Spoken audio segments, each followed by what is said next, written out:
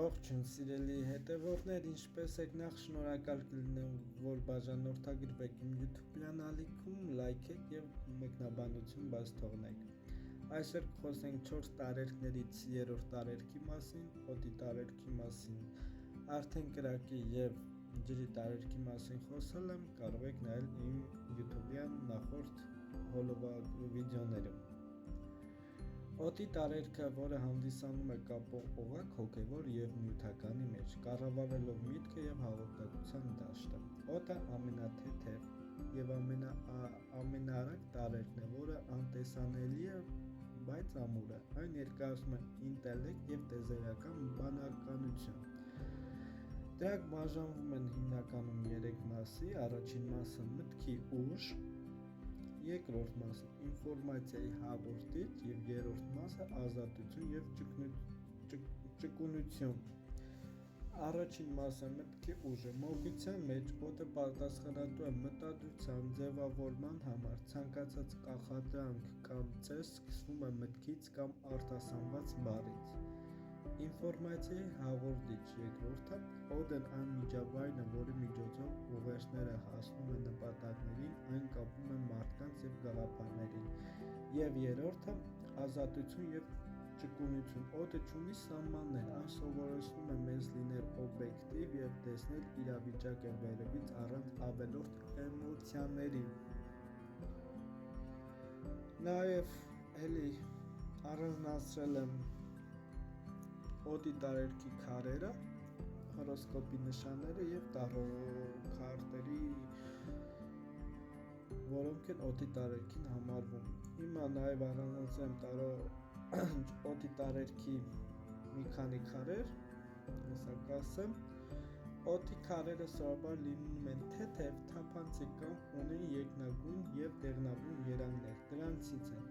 լազարիտը, իմաստության և ճշմարտության քար, այն օգնում է մաքրել միտքը և բացել երրորդ աշկը։ Ցիտրին, թեթև, կապված է կրակի հետ, այն մերկուրի քարն է, որն ակտիվացնում է ուղեղի աշխատանքը և բերում է պարզություն։ Ֆլորիտը, հանճարների քարը, այն օգնում է կենտրոնանալ, կառուցվածք տալ մտքերի և հեշտությամբ յուրացնել նոր գիտելիքներ։ Լեռնային բյուրեղապակի, մաքուր օդի պես թափանցիկ է, այն ուժեղացնում է մտքի հզորությունը և հստակեցնում է մտադրությունները։ Հորոսկոպի 3 հիմնական նշաններն եմ նաև առանձնացրել, դրանք բաժանվում են 3 մասի։ Եղբորակներ, շարժուն օդ, ներկայացնում է ինֆորմացիայի արագ փոխանցում, հետաքրքրասիրություն և ճկունություն, մոլորակն է Մերկուրի։ Կշեռ, հավասարակշռվող օդ, ներկայացնում է դիվանագիտություն, առկալություն և ներդաշնակություն հարաբերություններում, մոլորակն է Վեներա։ Ջրհոս, գլոբալ տեխնոլոգիական օդ, ներկայացնում է հանճարեղություն, ապագայի տեսլական և մարդկության առաջընթաց, մոլորակն է Ուրան։ Հիմա անցնենք օդի տառոյի համակարգում։ Տառոյի մեջ օդի տարերքը պատկանում են սրերի խմբին։ Իմաստը, սրերը խորհրդանշում են բանականություն, որոշումների կայացում, բայց նաև մտավոր պայքար ու կոնֆլիկտներ։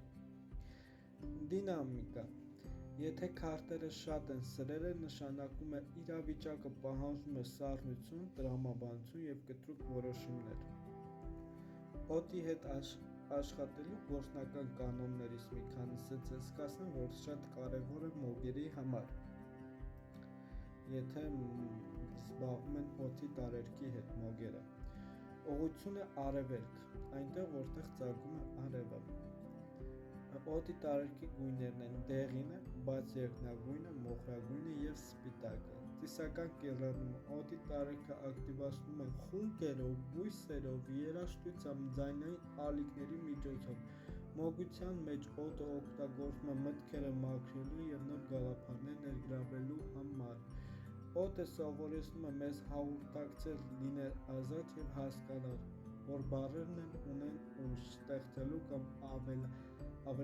ավիրելու իրավունք։ Այսինքն, սիրելի հետևորդներ ջան, մտածեք ինչ ուզում դուք ասել մարդուն, թե վիրավորելով, թե անիծելով եւ այլն, բառը ունենք, որը օդի տարերքի միջոցով հնարավորություն կա դա իրականանալու։ Այնպես որ բարի եղեք, մեկը մյուսին հանդուրժող եղեք։ Վերջացրեցինք օդի տարերք, մեզ մնաց 4-րդ տարերքը, հողը, մյուս լայվի ժամանակ խոսեմ հողի տարերքի մասին եւ 5-րդ տարերքը, որ կապում է 4 տարերքներն իրար։ Լավ մնացեք, մինչ նոր հանդիպում։